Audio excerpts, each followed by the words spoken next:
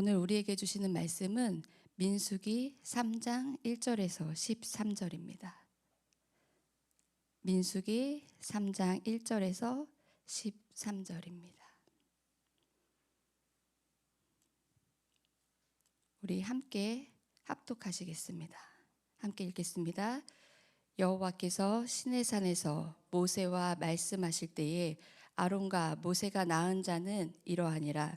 아론의 아들들의 이름은 이러하니 장자는 나다비요, 다음은 아비후와 엘르아살과 이다말이니 이는 아론의 아들들의 이름이며 그들은 기름 부음을 받고 거룩하게 구별되어 제사장 직분을 위임받은 제사장들이라. 나답과 아비후는 시내 광야에서 여호와 앞에 다른 불을 들이다가 여호와 앞에서 죽어 자식이 없었으며 엘르아살과 이다말이 그의 아버지 아론 앞에서 제사장의 직분을 행하였더라. 여호와께서 또 모세에게 말씀하여 이르시되 레위 지파는 나아가 제사장 아론 앞에 서서 그에게 시종하게 하라. 그들이 회막 앞에서 아론의 직무와 온 회중의 직무를 위하여 회막에서 심우하되 곧 회막의 모든 기구를 맡아 지키며 이스라엘 자손의 직무를 위하여 성막에서 심우할지니 너는 레위인을 아론과 그의 아들들에게 맡기라. 그들은 이스라엘 자손 중에서 아론에게 온전히 맡겨진 자들이니라. 너는 아론과 그의 아들들을 세워 제사장 직무를 행하게 하라. 외인이 가까이 하면 죽임을 당할 것이니라. 여호와께서 모세에게 말씀하여 이르시되 보라, 내가 이스라엘 자손 중에서 레위인을 택하여 이스라엘 자손 중에 태를 열어 태어난 모든 맞이를 대신하여 하게 하였은즉 레위인은 내 것이라. 처음 태어난 자는 다 내 것임은 내가 애굽 땅에서 그 처음 태어난 자를 다 죽이던 날에 이스라엘의 처음 태어난 자는 사람이나 짐승을 다 거룩하게 구별하였음이니 그들은 내 것이 될 것임이니라. 나는 여호와니라. 아멘. 할렐루야. 이 아침 예배 자리로 나오신 성도님들을 사랑하고 축복합니다. 우리는 이번 주 민수기 말씀을 함께 나누고 있습니다. 1장은 이스라엘 백성 인구 조사를 하였고 2장은 진영을 배치하는 장면이 나옵니다. 오늘은 3장입니다. 오늘 3장을 보면 거룩하게 구별된 자들에 대해서 나옵니다. 아론의 4명의 아들들과 레위인들입니다.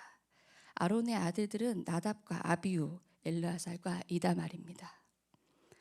3절에 아론의 아들들을 말씀하시며 그들은 기름 부음을 받고 거룩하게 구별되어 제사장 직분을 위임받았다고 말씀하고 계십니다.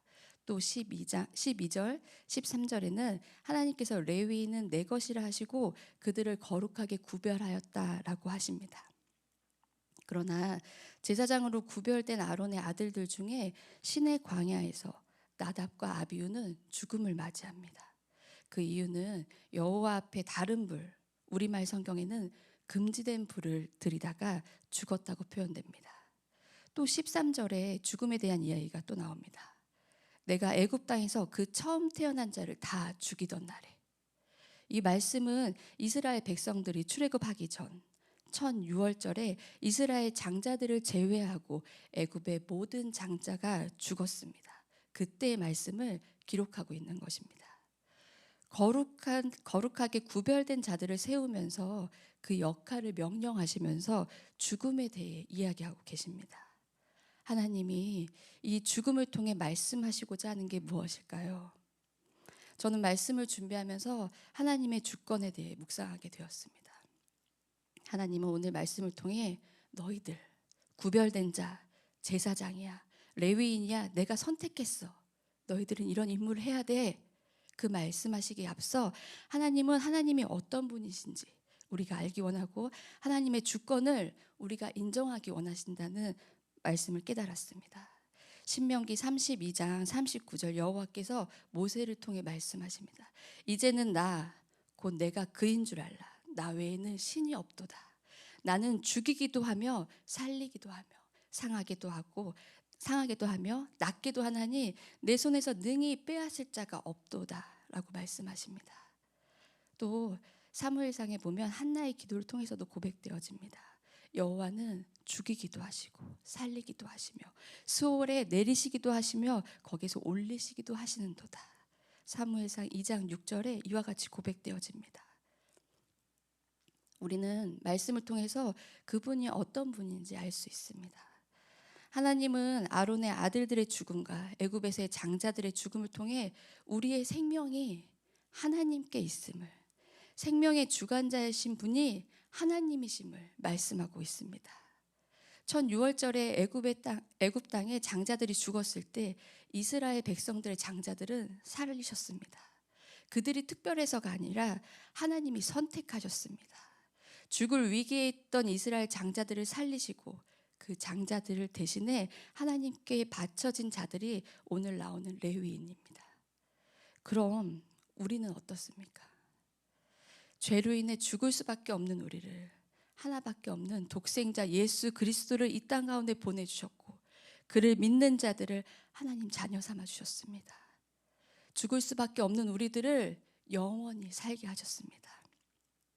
그 핏값으로 우리를 살리시고 자격 없는 우리를 택하시고 오늘날 왕같은 제사장으로 삼아 주셨습니다.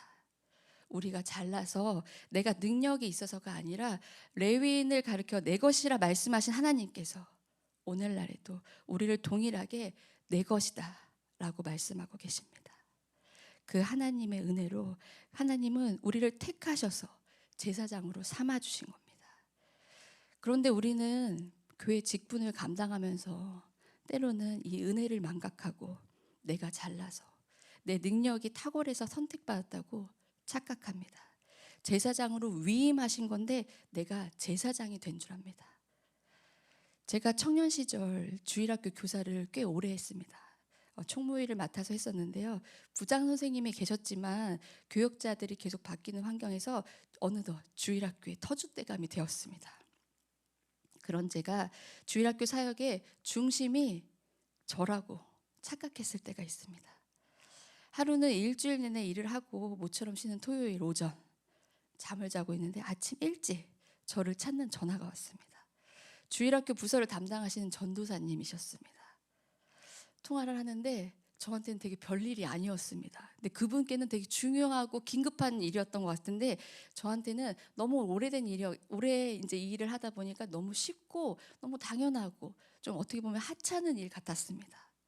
이렇게 사소한 일로 이 아침에 저한테 전화하나 싶어 좀 짜증도 났습니다. 답을 드리고 잠에서 깬 저는 황금 같은 토요일에 저의 쉼을 방해하고 깨게 한 그 전도사님이 야속했습니다. 그래서 저는 엄마에게 가서 이렇게 투정을 부렸습니다. 우리 교회는 나 없이는 안 되나 봐. 모처럼 쉬는 토요일인데 아침부터 별일도 아닌 걸로 나를 찾아 엄마. 이러면서 불평을 했습니다. 제가 보통 이런 불평을 하면 저희 엄마의 반응은 늘 제 편이었습니다. 우리 딸 힘들구나. 누가 우리 딸 잠을 깨웠어. 그렇게 저를 항상 함께 하시고 이렇게 제 편을 들어서 위로하시고 격려하시는 그런 분이었습니다. 그런데 그날 저희 엄마의 반응은 굉장히 차갑고 냉정하셨습니다. 너 그런 마음이면 교사하지 마. 너 그만해. 하고 되게 단호하게 말씀하시는 겁니다. 제가 했던 엄마의 모습이 아니기에 저도 깜짝 놀랐습니다. 그래서 제가 다시 물어봤습니다. 그런데 돌아온 대답은 더 차가웠습니다. 저희 엄마가 저에게 하신 말씀이 하나님 앞에 네가 그런 마음이면 너 없으면 안 될 것 같은 마음이면 넌 교사하면 안 된다. 하나님 일은 하나님이 하시지 결국 네가 하는 게 아니다. 너 없어도 하나님이 그 자리에 너보다 더 신실한 사람, 너보다 더 충성된 사람, 하나님 마음 가운데 온전한 사람, 그 사람을 세우실 거니까 너 당장 그만둬. 이렇게 말씀하시는 거예요. 아니 항상 칭찬과 격려로 딸을 지지해 주시던 엄마가 너무 차갑게 이야기하셔서 그때는 솔직히 매우 속상하고 내 편이 아닌 엄마가 야속하기까지 했습니다. 하지만 시간이 지날수록 신앙생활을 제가 하면 할수록 저희 엄마의 그 말씀이 가슴 한편 깊이 새겨져 있습니다. 여러분은 어떤 마음으로 여러분에게 맡겨진 직분, 임무를 감당하고 계십니까? 죽을 수밖에 없는 우리를 살리신 하나님, 생명을 주관하시는 하나님, 그 하나님의 자녀된 오직 은혜로 구원받은 우리는 하나님이 어떤 분이신지 알고 그 은혜를 안다면 오늘 본문에 나온 제사장과 레위인들에게 말씀하신 임무를 우리는 하지 말라고 해도 하게 되어 있습니다. 교회를 사랑하고 교회 위에 헌신하고 성도를 섬기는 일을 하게 되어 있습니다. 하나님을 알고 그 은혜를 고백한다면 첫 열매는 내 것이다 하신 하나님 말씀 앞에 첫 열매가 아닌 모든 것이 하나님의 것이라고 고백할 수 있어야 합니다. 그 은혜가 우리 안에 있다면 첫 열매만 드리는 것이 아니라 나의 모든 것을 드릴 수 있어야 합니다. 다시 한번 여러분께 질문하고 싶습니다. 헌신의 자리, 사역의 자리, 직분의 자리에 어떤 마음으로 임하고 계십니까?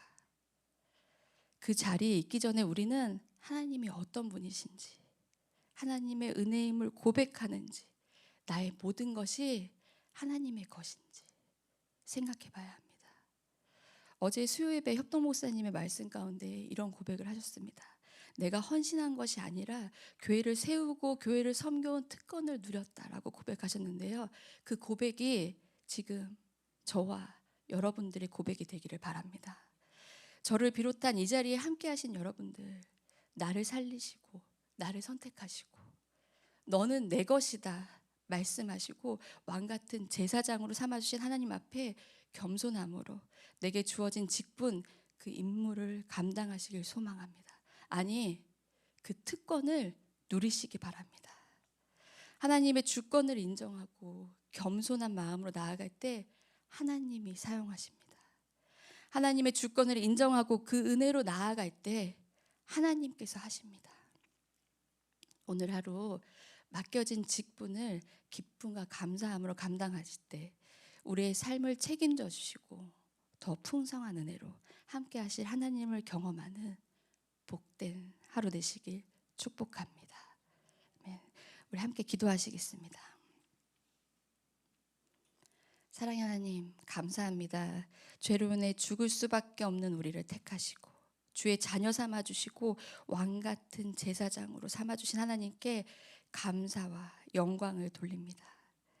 나의 생명도 나의 나된 것도 하나님의 주권과 은혜 아래 있음을 고백합니다. 하나님의 강한 주권으로 내 것이라 부르신 그 특별한 부르심 속에 저희들에게 맡겨진 직분을 온전히 기쁨과 감사함으로 감당하며 주님이 주신 특권 누리기 원합니다.